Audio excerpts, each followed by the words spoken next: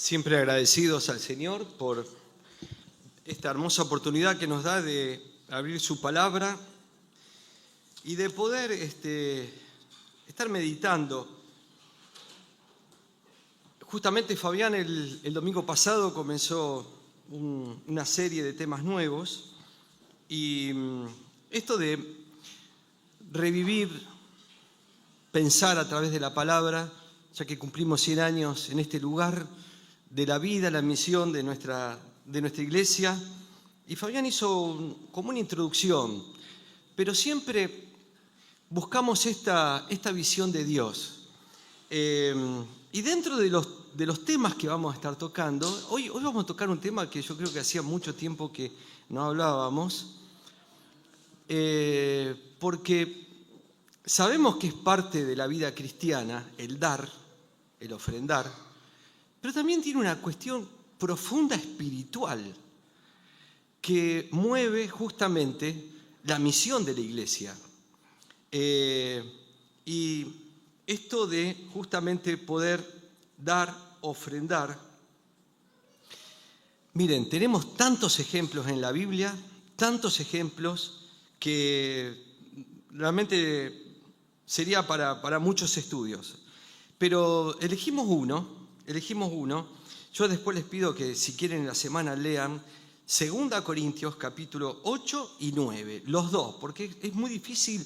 Yo voy a leer algunos extractos de los dos, pero que tienen que ver con esto de el desafío que tienen como iglesia y los desafíos que otras iglesias asumieron en su momento por necesidades de otros hermanos, que por allí no eran los propios, pero eran otros, y que en esto Pablo, que iba conociendo las iglesias, iba llevando este mensaje que tiene que tener esta raíz del corazón.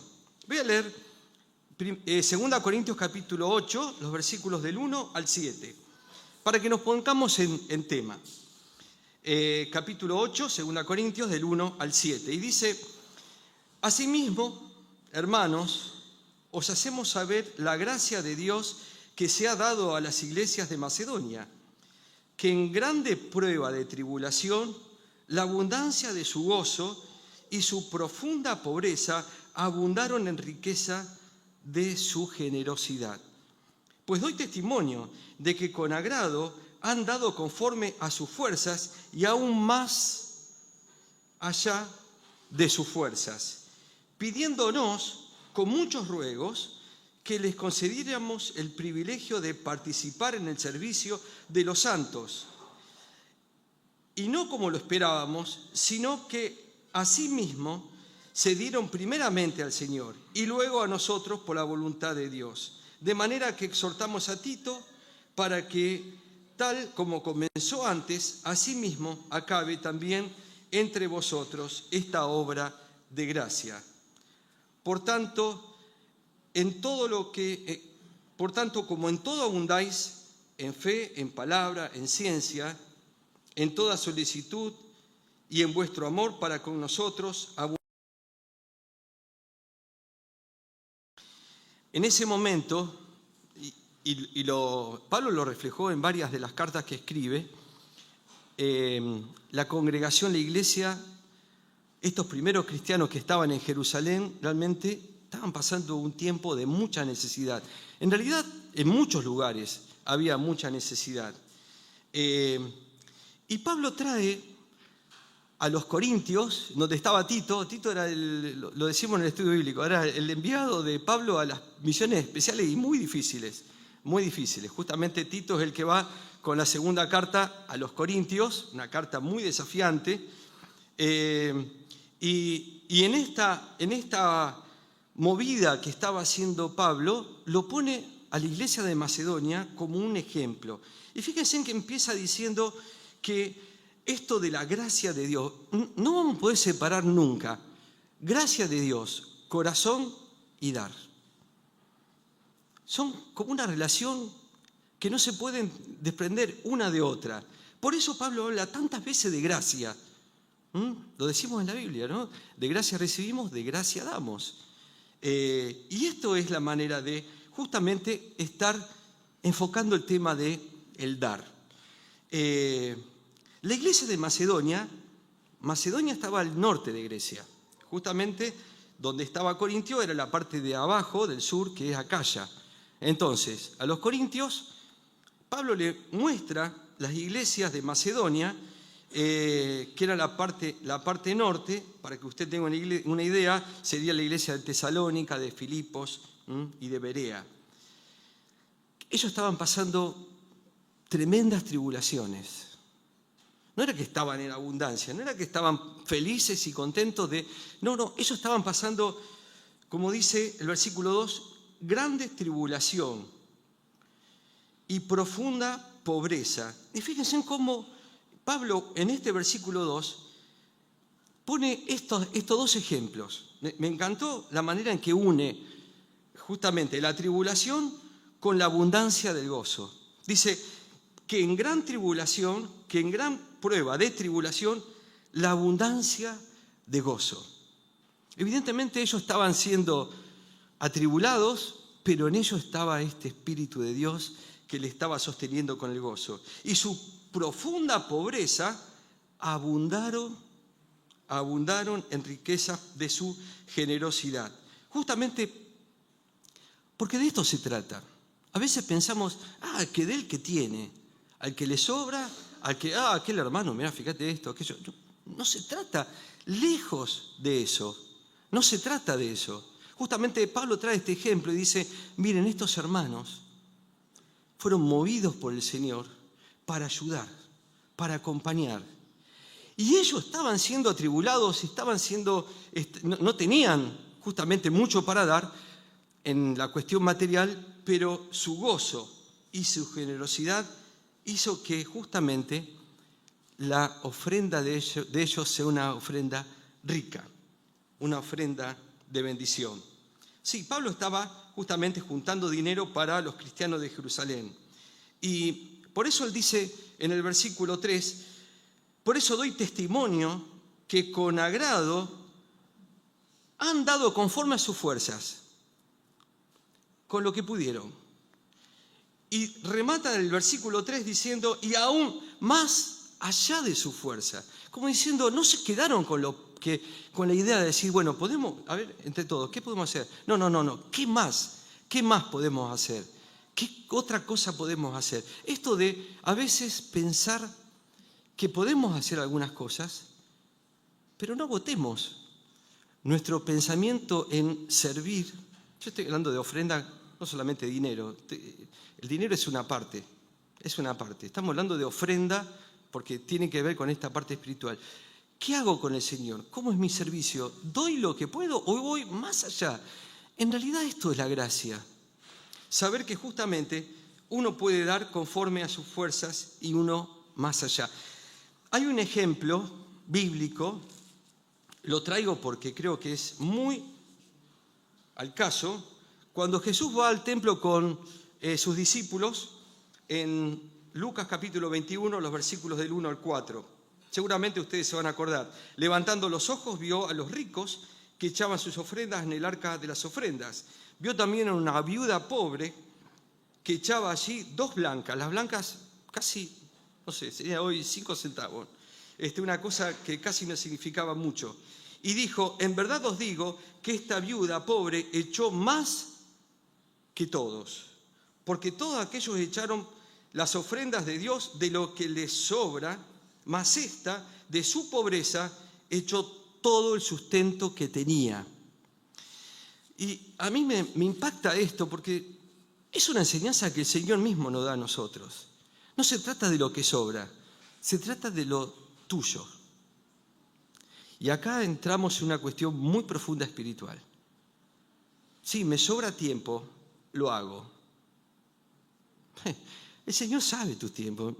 No le vamos a explicar nosotros al Señor cómo son tus tiempos. Si Él lo sabe, si lo pones en la mano del Señor, no solamente te va a ordenar para tus tiempos, sino que vas a ir más allá de tus tiempos.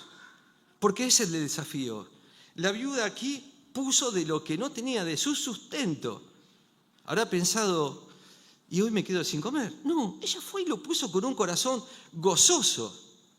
Y eso es justamente lo que está rescatando aquí el Señor.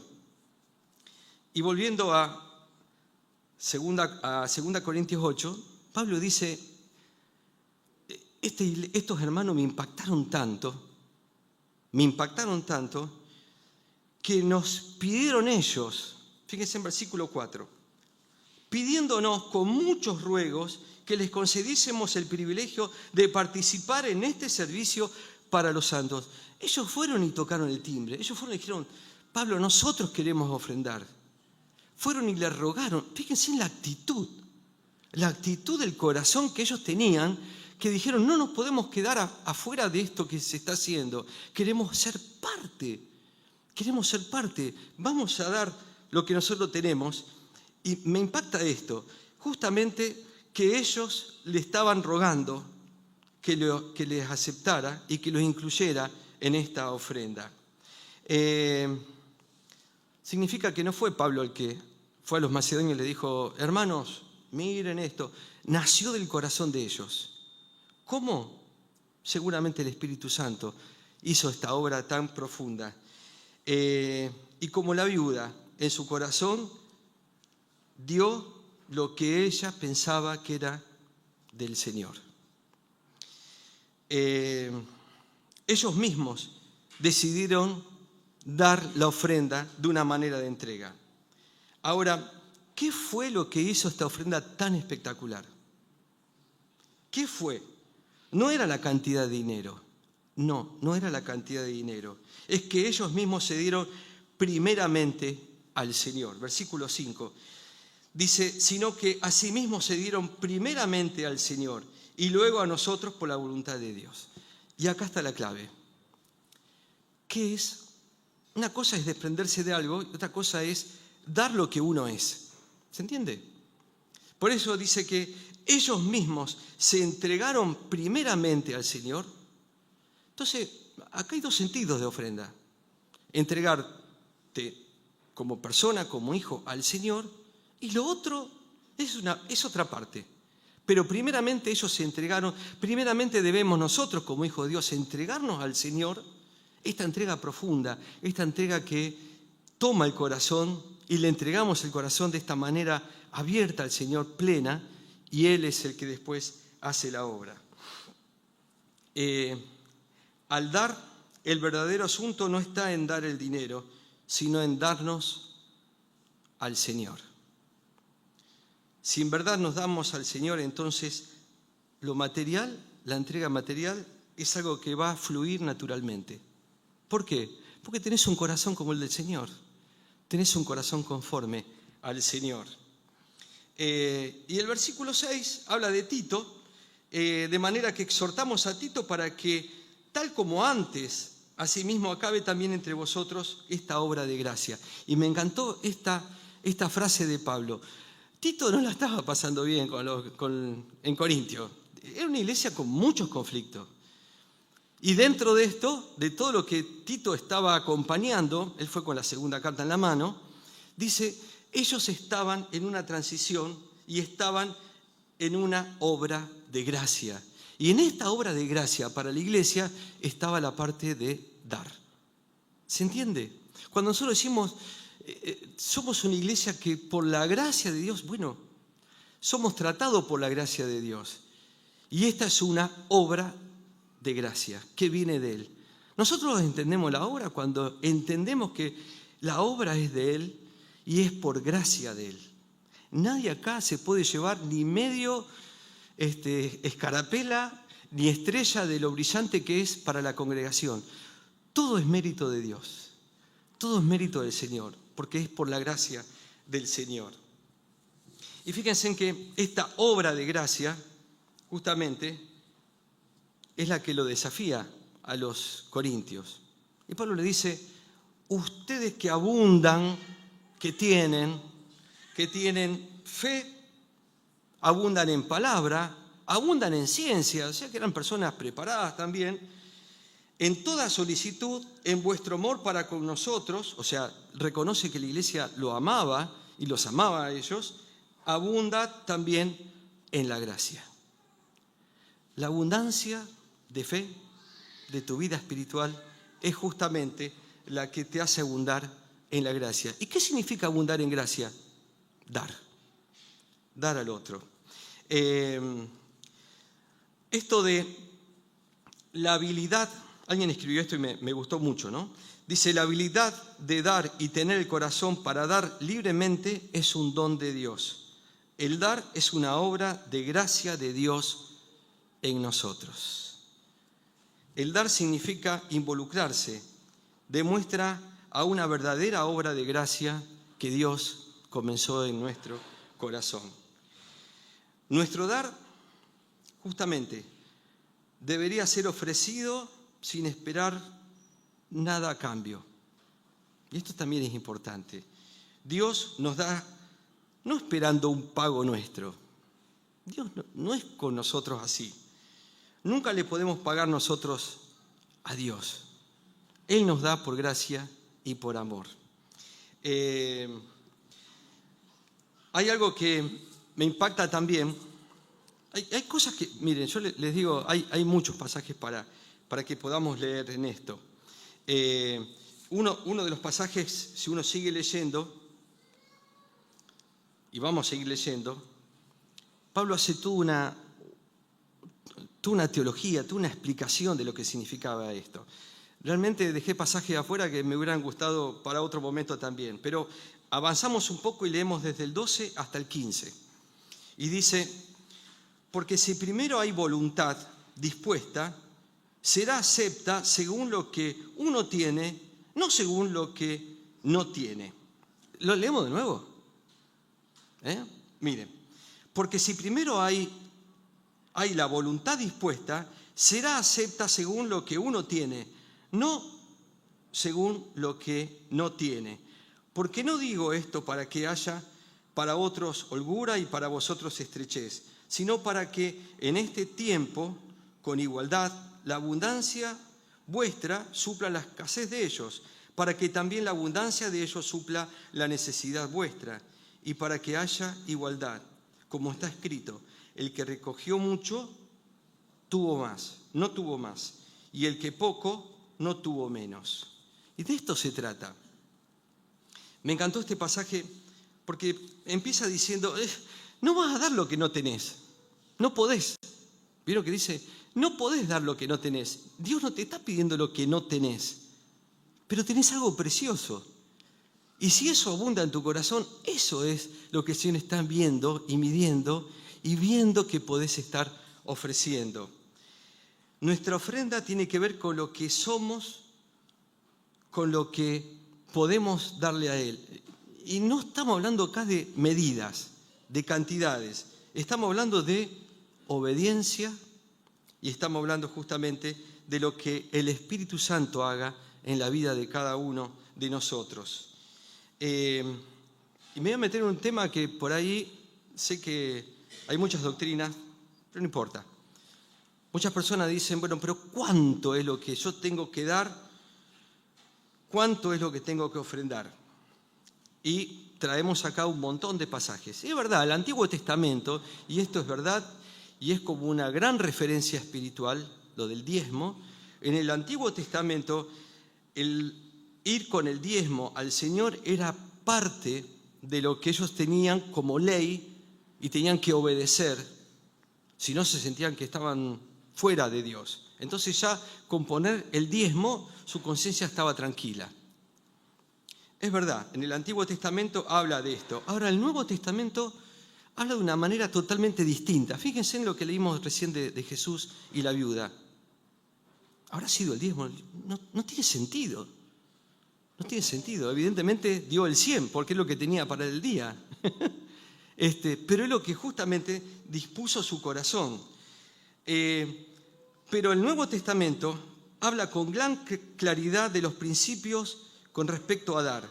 Nos enseña que la acción de dar debe ser continua, planeada y privada.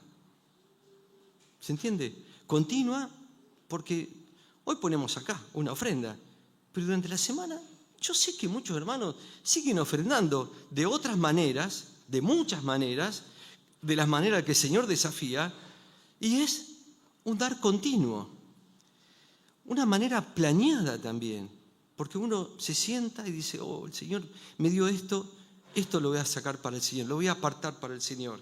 Y de una manera privada, porque es algo que está entre tu corazón y Dios. Por eso es privado. Y justamente cuando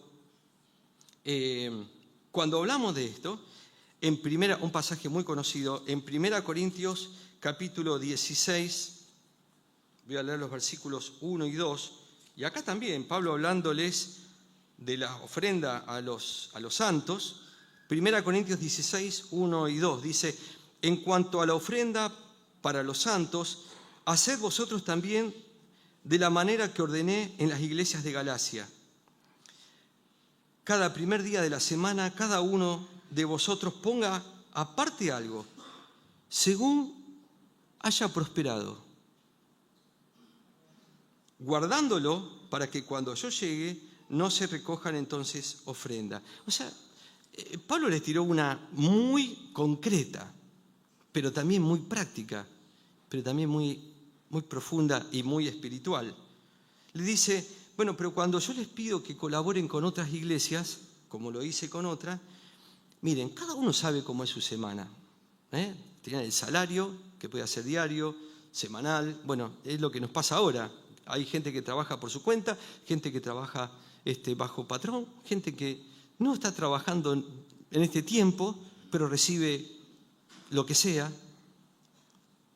Y Pablo le dice, bueno, de todo eso aparta algo.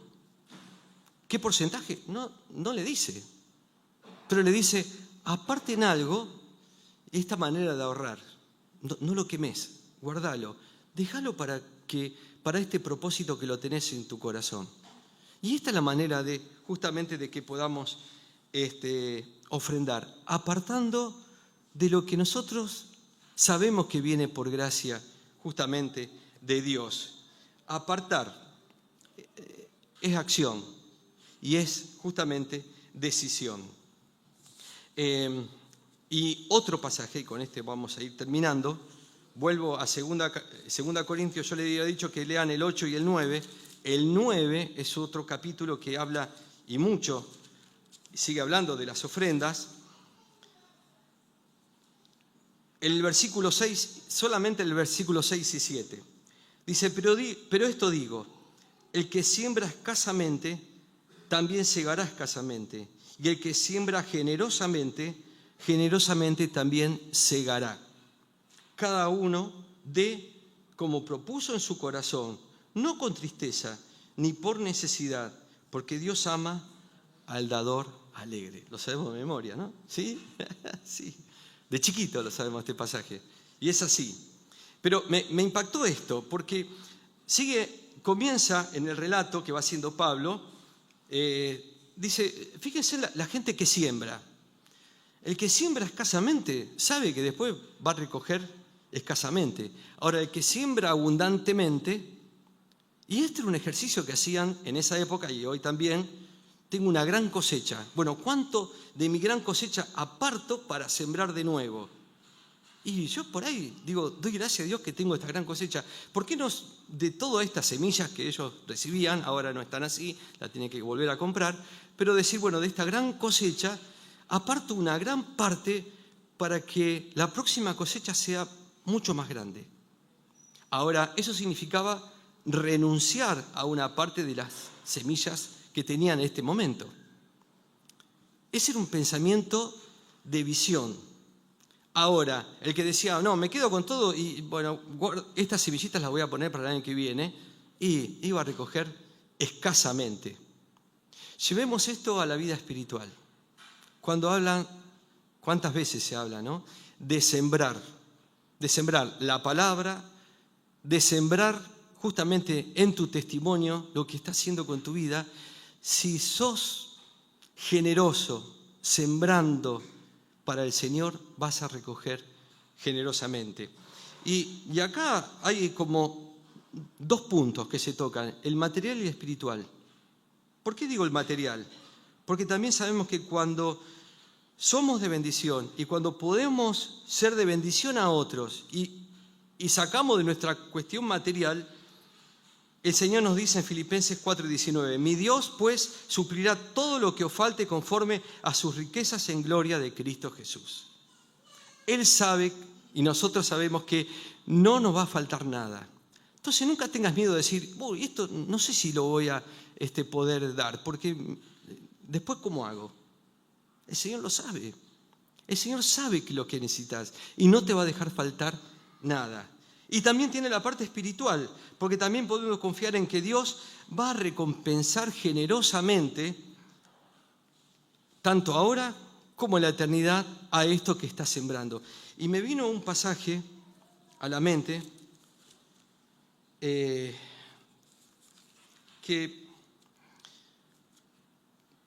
tiene que ver con el estado de nuestros corazones y de nuestros tiempos también. En el Salmo 126, 5 y 6 dice, los que sembraron con lágrimas, con regocijo segarán. Es verdad, hay veces que estamos sembrando con lágrimas porque estamos acompañando situaciones dolorosas, situaciones que nos hacen poner en este estado de decir, bueno, en mi empatía con otros, yo estoy sembrando lo que el Señor me dio y lo que yo tengo con lágrimas, porque veo que es una situación quebrada, difícil. Pero hay una promesa también. Dice, con regocijo segarán. Por ahí hoy estás sembrando con lágrimas. Pero esta es la promesa, con regocijo segarán. El versículo 6, irá andando y llorando el que lleva la preciosa semilla, mas volverá a venir con regocijo trayendo sus gavillas. Es decir, irá andando y llorando, llevando la semilla, pero va a volver con regocijo trayendo sus gavillas, sus bolsas llenas de bendición del Señor. Por eso no tengamos miedo a sembrar. No importa que estés en un tiempo quebrado, aún quebrado, eso que estás haciendo en tu soledad, en tu corazón, el Señor lo va a traer con gozo y bendecido y multiplicado. Y voy al último versículo. Cada uno dé como propuso en su corazón. Miren, lo peor que uno puede dar es dar con angustia, con tristeza o por necesidad. Uno puede decir, bueno, ¿cuál es la ofrenda con tristeza o por necesidad? En otro pasaje, en la Nueva Traducción Viviente, habla de, en este pasaje habla de con tristeza o obligado o forzado. Yo pensaba en Ananías y Zafira. ¿Dieron? ¿Qué dieron? No lo dieron de corazón, dieron pensando cómo quedarme con una parte. La pensaron tanto que fue pecado y dejaron su vida en una mala ofrenda. Justamente por eso el pasaje nos dice, cada uno dé como propuso en su corazón. ¿Qué dice tu corazón? Quédate con todo. Dale al Señor. Dale al Señor lo que tenés y dale al Señor aún más. El Señor mira tu corazón. Tu ofrenda nace en tu corazón, no en el bolsillo, ni en si fuiste o no, te pagaron el aguinaldo o no. Dios no mira eso. Dios mira tu corazón. Y justamente, como dice acá la palabra, tenés que proponerte. Hay un pasaje, Mateo 6:21, que dice, dijo el Señor, porque donde está vuestro tesoro, allí estará también vuestro corazón. Si le estás dedicando dinero, tiempo, esfuerzo y qué sé yo, cuántas cosas a algo que no te está edificando, ni está ayudando a nadie, es porque tu corazón está ahí, no está con el Señor. Entonces esto de donde está tu tesoro, está tu corazón, no se refiere solo al dinero, se refiere a lo que es en tu vida. Y termina diciendo el versículo 6 algo que a mí me impacta mucho. Dios ama al dador alegre. Aquel que dice, Señor, ¿cómo? Yo te debo todo, tengo todo por vos, tengo todo porque es gracia tuya. ¿Cómo no te voy a dar? Y lo doy gozoso, alegre, no me duele. Al contrario, digo, Señor, que sea, no sé, de mucha bendición para otros. El dar trae gozo en el corazón de Dios. ¿Por qué? Porque Él vio cómo es tu corazón. Les decía, podemos seguir hablando horas de este tema, pero es algo espiritual. Es algo espiritual. Las ofrendas, sí, son importantes. Es verdad, ayudan a muchos hermanos. Les puedo asegurar que ayudan y mucho. Y hay muchas ofrendas que no se ven, que tratamos de que pasen por tesorería para que se reflejen. Pero es mucho más. Es lo que está en tu corazón. Por eso, hoy la apelación es a tu corazón.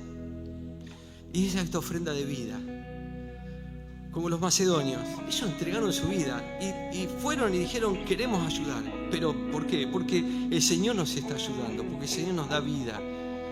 Y esto es justamente lo que el Señor quiere en este tiempo también. Yo sé que esta es una iglesia generosa, pero es una cosa. ¿Cuánto más el Señor por allí nos puede seguir desafiando como iglesia? Pero fíjense que el versículo 6 dice cada uno, no habla multitudes, cada uno de. Esto es una ofrenda personal, es una ofrenda individual, decía yo antes, no forzada, planeada, orada, con la gracia y en la gracia de nuestro Señor. Oramos. Señor, yo te doy gracias por esta palabra. Gracias, Padre, por el ejemplo de tantas vidas, de tantos corazones rendidos a ti, transformados por ti, que han sentido, Señor, este gozo, este amor al dar, Señor, lo poco o lo mucho que ellos tenían.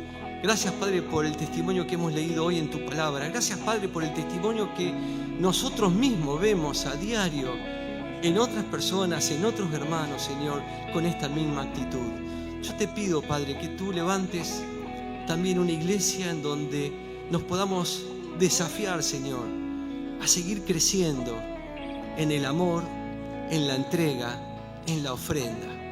Yo te doy gracias, Padre, porque tu amor nos sostiene y que porque por tu gracia podemos nosotros, Señor, en nuestro corazón entender que lo que tú nos das es puro amor, sin esperar nada. Señor, yo te pido que también podamos nosotros aprender a corresponder este amor que viene de ti, a ser, Señor, este espejo de ese amor que recibimos de ti, también para dar a otros, para acompañar a otros, para servirte, Señor, y para servir a otros. Gracias, Padre, por esta palabra. Yo te doy muchas gracias, Padre, porque sé que esta palabra transforma, esta palabra trae una visión nueva a nuestras vidas. Y somos agradecidos en el nombre de Cristo Jesús.